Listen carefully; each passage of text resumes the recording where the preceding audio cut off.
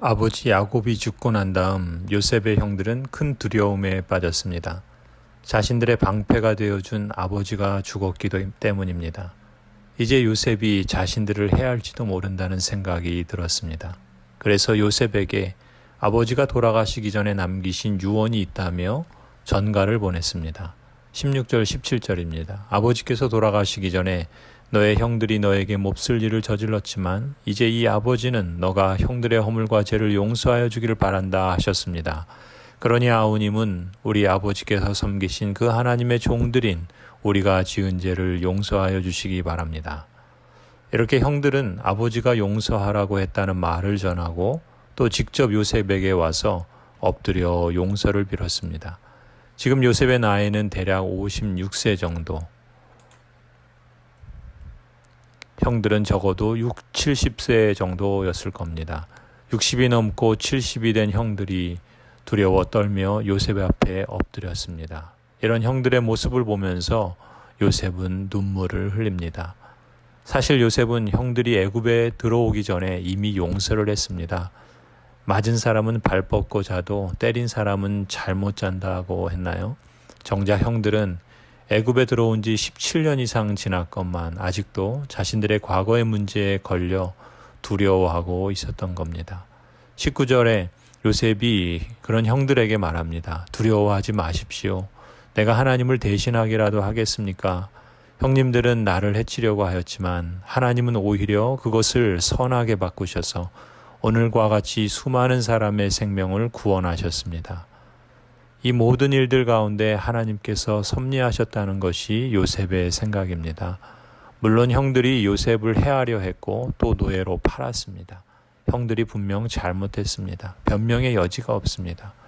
그러나 하나님께서 언약 백성의 삶과 모든 상황을 통해 심지어 사람이 범한 악행 속에서도 오히려 선으로 바꾸셨던 겁니다.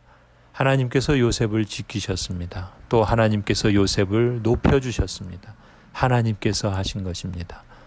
하나님께서 요셉을 높이신 것은 형들에게 복수하라는 것이 아닙니다. 오히려 야곱의 가족을 구원하기 위해 요셉을 사용하시기 원함이셨습니다. 형들은 복수의 대상이 아니라 보호해야 할 대상입니다. 이것이 하나님께서 요셉을 지키시고 높이신 이유입니다. 21절에 그러니 형님들은 두려워하지 마십시오. 내가 형님들을 모시고 형님들의 자식들을 돌보겠습니다. 요셉은 이처럼 하나님께서 자신을 높이신 이유를 선명하게 알았습니다. 또 자신을 과거 낮추신 이유도 알았습니다. 하나님의 뜻과 하나님의 선하신 의대대로 사용되기를 원합니다.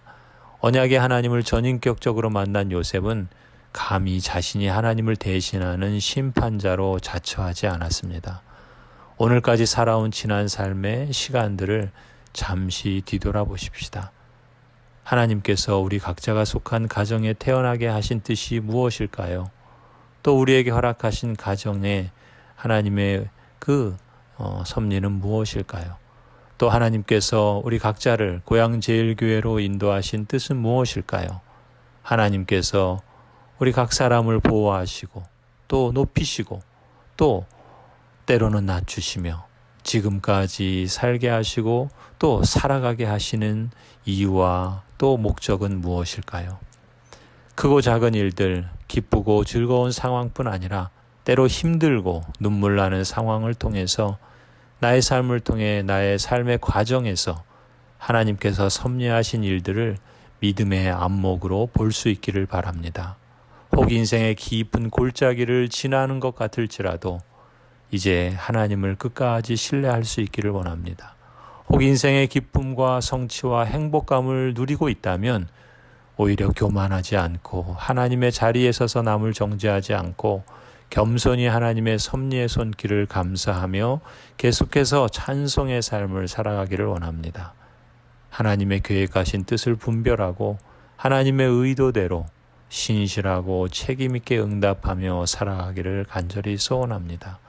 예수 그리스도의 은총을 입은 성도로서 성령의 인도로 하나님의 영광을 드러내는 삶을 살아가기를 간절히 축원합니다.